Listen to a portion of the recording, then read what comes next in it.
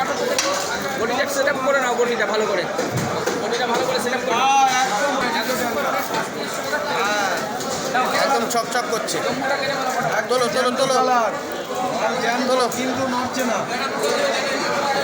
আম কি রে? আমার গায়ের থেকে পরিষ্কার। না না একদম পরিষ্কার, একদম মানে সুন্দর। এত পরিষ্কার থাকে না।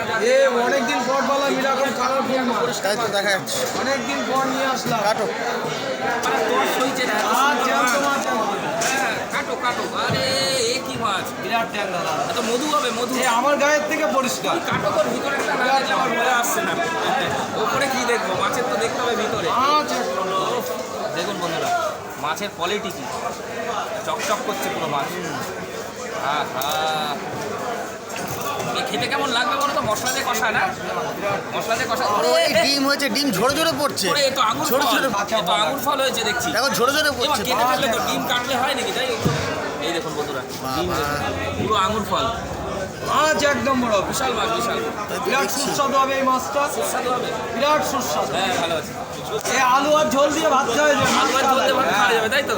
এ মাছ খাওয়া লাগবে না, এত টেস্ট হবে দেখুন মাছ। বন্ধুরা ডিম দেখে আমরা ঠিক মাছ করে কি? এটা কি মাছ? মাছ খাওয়া আছে। এই দেখুন মাছের কোয়ালিটি দেখুন। মাছ একদম বড়। এই ঠিক আছে, এটা ছেড়ে দাও, টাকা